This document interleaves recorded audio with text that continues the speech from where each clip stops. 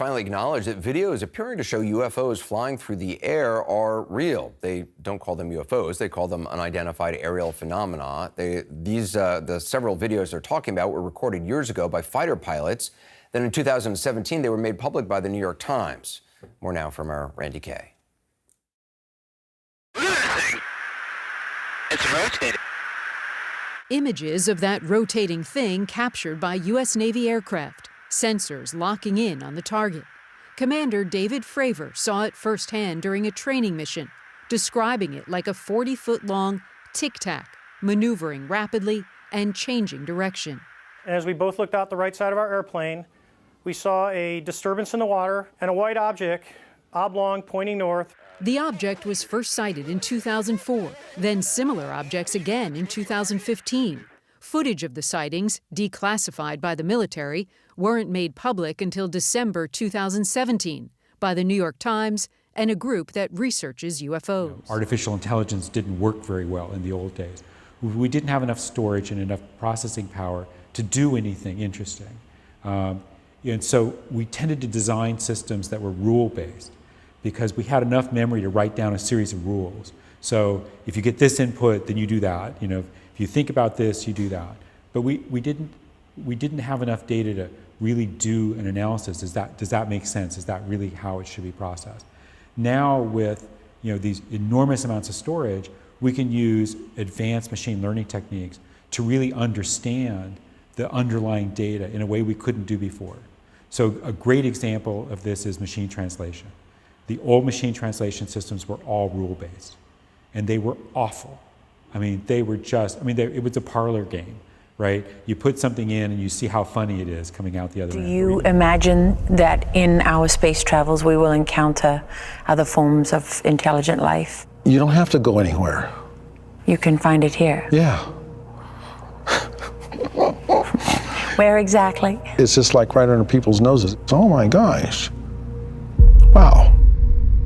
I would say remain skeptical, absolutely. But there comes a point where the evidence becomes overwhelming.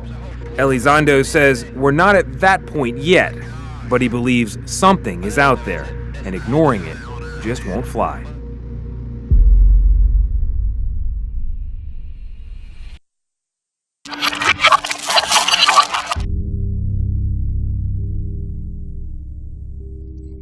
When you're talking about superintelligent AI that can make changes to itself, it seems that we only have one chance to get the initial conditions right.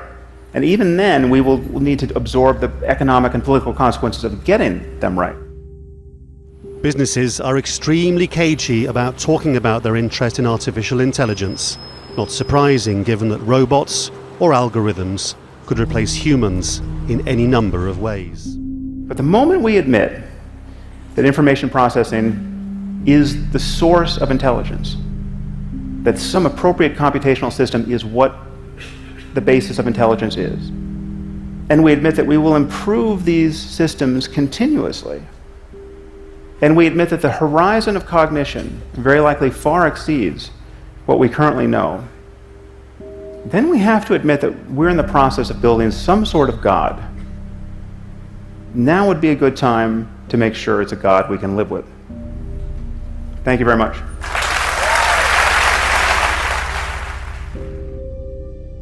There's a whole fleet of them. Look on the ASA. My gosh. This object appeared off the California coast in 2004 and baffled two Navy pilots. Tonight, the U.S. military has been investigating UFOs, unidentified flying objects, and weirdly, no one seems to be too worked up about it. For years, Elizondo ran a $22 million Pentagon effort aimed at understanding the physics of sightings like this one. Most of the sightings looked at were by U.S. military personnel who have been reporting UFO sightings for decades. I'm absolutely convinced. That's all there is to it. Do you also believe that UFOs have come to Earth? There has been and is an existing presence, an ET presence.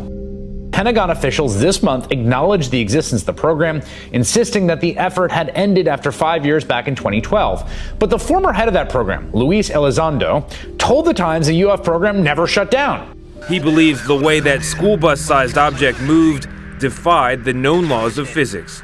What we are looking at is truly beyond next generation technologies. I have never seen anything in my life that had the performance, the acceleration. Keep in mind, this thing had no wings. Commander David Fravor was piloting an F-18 on a training mission that day in 2004. And it's moving around left, right, forward, back. The radar immediately starts getting jammed. All of a sudden, it takes off. It sounds like a plot out of the X-Files. The truth is out there. Or something the Men in Black would zap from your memory. Flash of light you saw in the sky was not a UFO. So from what you know about aerodynamics, mechanics, physics, should this be possible, what you saw? Not with the technology that we have today. Not at all. Even now, even 13 years later, is there anything that you know of capable of this kind of behavior? No, there's nothing I know of. According to one of the two pilots who encountered this mysterious object, it hovered over the ocean, causing the sea to churn, and then, quote, accelerated like nothing I've ever seen. We're all going against the wind. The wind's 100. Bottom line, what do you think this was? I feel fear quite strongly. So it's not as though I just have the absence of fear. I feel it quite strongly. But there are just times when something is important enough, you believe in it enough, that you do it in spite of the fear. I think ultimately we will have to have some kind of universal basic income. I don't think we're going to have a choice. Universal basic income. Universal basic income. I think it's going to be necessary. So it means that unemployed people will be paid across the globe.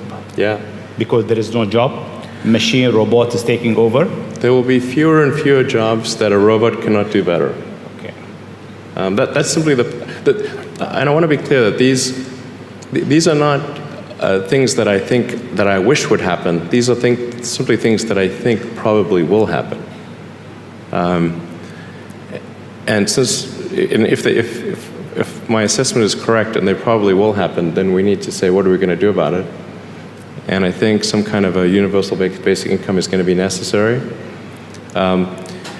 Now, the output of goods and services will be extremely high.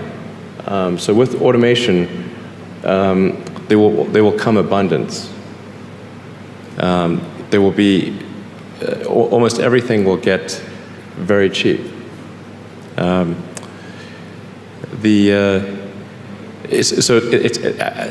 think I think we'll just end up doing a universal basic income. It's going to be necessary. The harder challenge, much harder challenge, is how do people then have meaning? Like a lot of people, they derive their meaning from their employment. So if you don't have, if you're not needed, if there's not a need for your labor, how do you? What's the meaning? Do you have meaning? Do you feel useless? That's a much harder problem to deal with. And then how do we ensure that the future is going to be the future that we want, that we still like? No, I mean, I do think that there's a potential path here which is, and we're really getting into science fiction or sort of advanced science stuff, but having some sort of merger with biological intelligence and machine intelligence. To some degree, we are already a cyborg. You think of like the digital tools that you have, your phone, your computer, the applications that you have, like the fact that, as I was mentioning earlier, you can ask a question and instantly get an answer from Google or from other things. And so you already have a digital tool. Thank you, Jordy. First question over here. Hi, Jody. My name is Naren, and I do really want to talk to you after this. So, you were talking about summoning the demon by Elon Musk, right? And there are a lot of other pioneers in this industry, such as Andrew Ng, who was a former chief scientist at Baidu. When he was asked the same question about summoning the demon, he said that his analogy was, it's more like thinking about overpopulation Mars. It was completely opposite. But when there are two pioneers in this industry who have different sets of opinions, how do you think that it's summoning the demon rather than the other way around?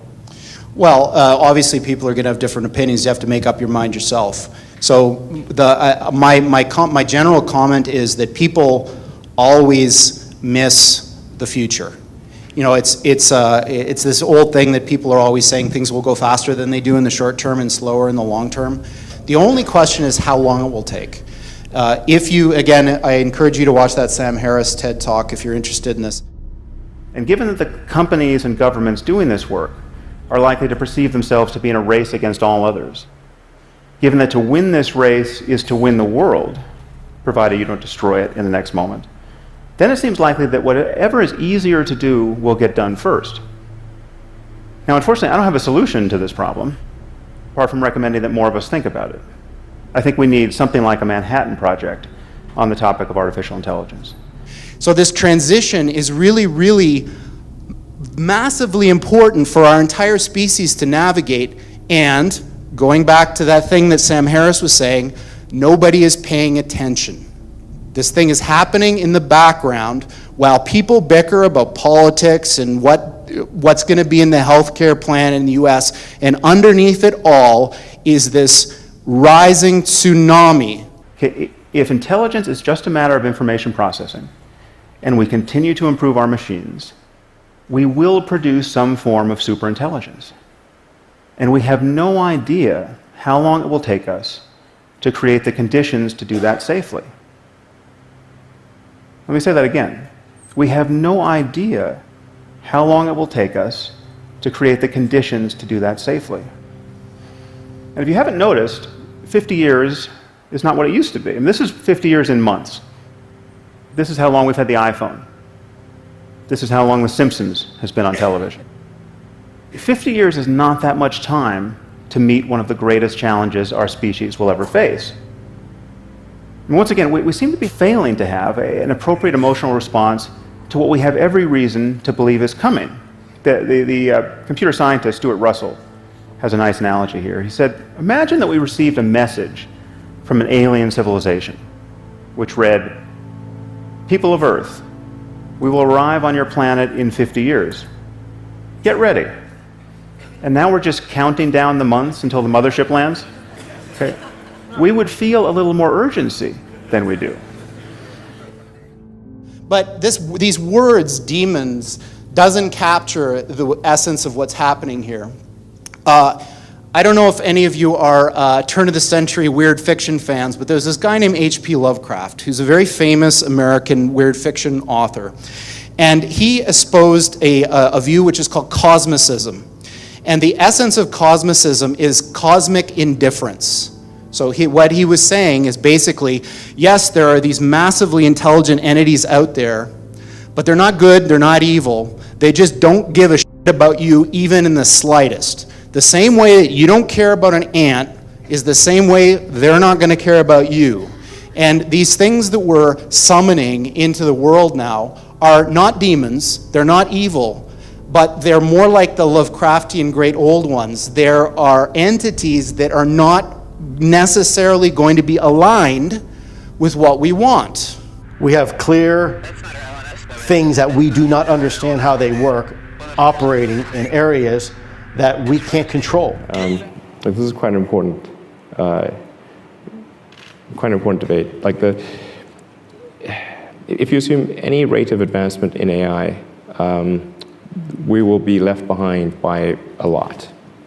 And so then we could be in, benign situation, but even the benign situation, if you have if you have ultra intelligent AI, we would be, so far below them in intelligence that it would be like, a pet, basically. Cat, that's what I was thinking. Like a pet. Cat, like a cat. It'd be Elon like a house cat. Yeah, it would be like the house cat. Right. It's not the end of the world, It's just, sort of pet. You've seen the movie, it could be. Yeah. It could be. Honestly, that would be the benign scenario. Mm-hmm. So house cat is okay. I mean, I don't love the idea of being a house cat. Okay. But so what's the solution? Yeah, so I think I think it's to essentially, I think one of the solutions that seems maybe the best one is to have an AI layer. If you think of like you've got your limbic system, your cortex, and then a digital layer, sort of a third layer above the cortex, that could work well and symbiotically with you. I mean, just as your cortex works symbiotically with your limbic system, your sort of a third digital layer could work symbiotically with the rest. This is something that's surgically inserted or bred into the species, or what? The fundamental limitation is input-output. So we already have, we're already a cyborg. It's just that, I mean, you have a digital version of yourself or partial version of yourself online in the form of your emails and your social media and all the things that you do. And you have basically superpowers in that with your computer and your phone and the applications that are there. You have more power than the President of the United States had 20 years ago.